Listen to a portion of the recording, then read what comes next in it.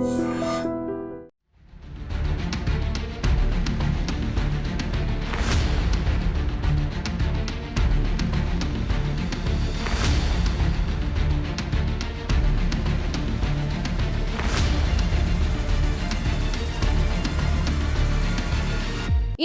రంగారెడ్డి జిల్లా ఇబ్రహీంపట్నం మండల కేంద్రంలో లయోలా పాఠశాలలో విద్యార్థినిపై ప్రిన్సిపల్ అత్యాచార ప్రయత్నం చేసిండు. ఇట్లాంటి ఇంకా ఎన్ని వార్తలు రావాలి?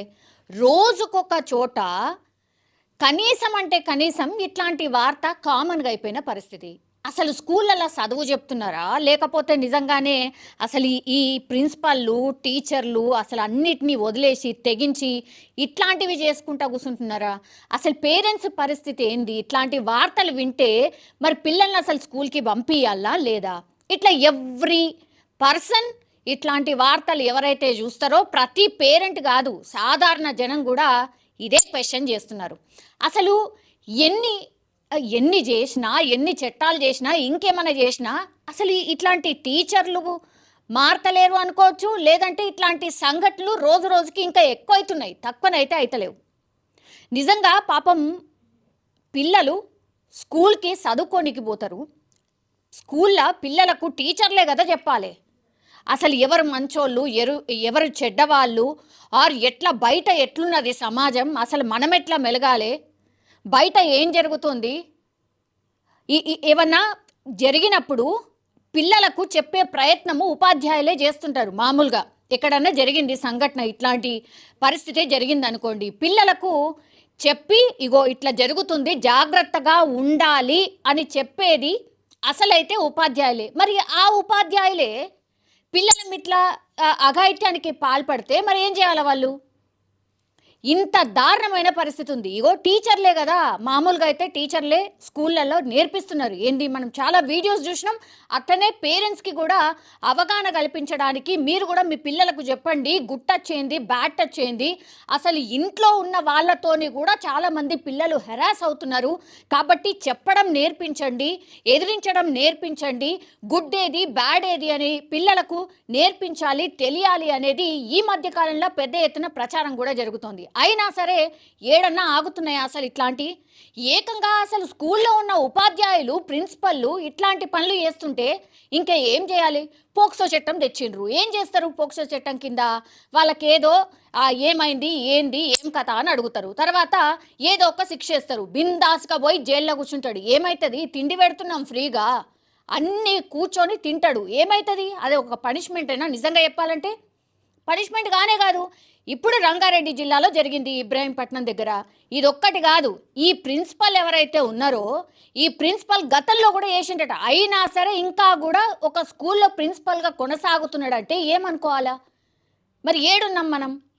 ఎందుకు ఈ చట్టాలు ఏం చేస్తాయి మరి? ఇప్పుడు పేరెంట్స్ అసలు పిల్లల్ని స్కూల్కి పంపించాలనా లేకపోతే ఇంట్లోనే కూర్చోబెట్టుకోవాలనా? ఏంటి పరిస్థితి? ఇది కాదు, మళ్ళా తమిళనాడులో ఒక 2 రోజుల క్రిందటే జరిగింది. ఒక స్టూడెంట్ని ఒక ఉపాధ్యాయుడు ఇట్లనే అత్యాచార ప్రయత్నం చేస్తే ఆ తర్వాత ఆ విషయం ఇంకా 2 ఉపాధ్యాయులు తెలుసుకొనట, సేమ్ అదే పాప మీద మళ్ళీ 2 కూడా అదే అఘాయిత్యము, అది కూడా స్కూల్లో ఉన్నటువంటి వాష్రూమ్లో లాక్కెళ్ళి మరీ చేశారు అంటే వీళ్ళని ఏం చేయాలి? కాల్చి చంపేయాలని చాలామంది కోరుతున్నారు. వాళ్ళ మీద కూడా పోక్సో చట్టం, అదే పోక్సో చట్టమే నమోదైంది.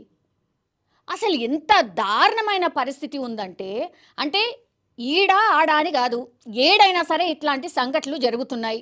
పేరెంట్స్ వచ్చి నెత్తి నోరు మొత్తుకొని పోతున్నారు. మళ్ళీ ఇంకో ఆడపిల్లలకు ఇట్లా జరగద్దు అని కోరుతున్నారు. అయినా సరే ఇంకా కూడా జరుగుతూనే ఉన్నాయి. చిన్న పిల్లలని చూడకుండా ఉపాధ్యాయులే ఇట్లాంటివి చేస్తుంటే మరి ఏం చేయాలి? అప్పచెప్పాలి, మాకే అప్పచెప్పాలి, జనరల్ పబ్లిక్కే అప్పచెప్పాలి. అసలు పోక్సో చట్టం కాదు, ఇంకో చట్టం కాదు, ఇంకో చట్టం కాదు, అసలు వాళ్ళని పూర్తిగా జనాలకే అప్పగించాలి. ఆ స్కూల్లో చదువుతున్న పిల్లలకే అప్పచెప్పాలి, వాళ్ళే కరెక్ట్గా పనిష్ చేస్తారు అనేది కూడా చాలామంది మాట్లాడుతున్నారు.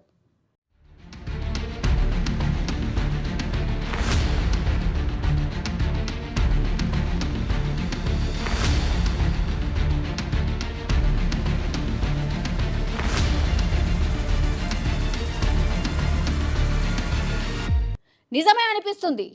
మరి చట్టాలు ఇన్ని చేసినా ఎక్కడ భయం ఉందని? ఈ ఉపాధ్యాయులే చేస్తుంటే వాళ్ళే కదా పాఠాలు చెప్తారు పిల్లలకి. అట్లాంటి పాఠాలు చెప్పే ఉపాధ్యాయులే అన్నిటికీ తెగించి మరి ఇట్లా చేస్తుంటే ఇంకేం చెయ్యాలి? ఇది సాధారణ జనం అడుగుతున్నటువంటి క్వశ్చన్. ప్రతి పేరెంట్ అడుగుతున్నటువంటి క్వశ్చన్.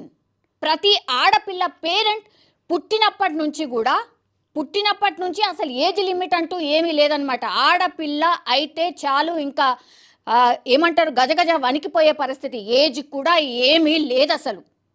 పుట్టిన పిల్ల దగ్గర నుంచి ముసలి వాళ్ళ వరకు కూడా అసలు సేఫ్టీ ఎక్కడుంది, ఏం నేర్పిస్తున్నాం సమాజానికి, అసలు ఏం చెప్తున్నాం? ఇప్పుడు ఈ స్కూల్లో ఇన్సిడెంట్ జరిగింది, మొత్తం స్కూల్ అంతా తెలిసిపోతుంది. మళ్ళీ ఆ ఆడపిల్ల ఎట్లా రావాలా, ఎట్లా చదువుకోవాలా స్కూల్లో? వాళ్ళ పేరెంట్స్ సిచ్యువేషన్ ఒక్కసారి ఆలోచించండి. తమిళనాడులో 3 ఉపాధ్యాయులు వాళ్ళని సస్పెండ్ చేసిండ్రట, అంతే. ఇదేనా పనిష్మెంట్? సస్పెండ్ చేస్తే అయిపోయిందా? ఎట్లా పరిష్కారం ఎట్లయితుంది? ఆ పాప పరిస్థితి ఏంది ఒక్కసారి ఊహించుకోండి. ఆ స్కూల్లో ఇప్పుడు ఎవరి మీద ఈ అఘాయిత్యం జరిగింది అనేది స్కూల్ మొత్తం తెలిసిపోతుంది. ఆమె మళ్ళా ఆ స్కూల్లో మొహం పెట్టుకొని ఎట్లా వస్తుంది, ఎట్లా చదువుకుంటుంది? ఒక్కసారి ఆలోచించండి.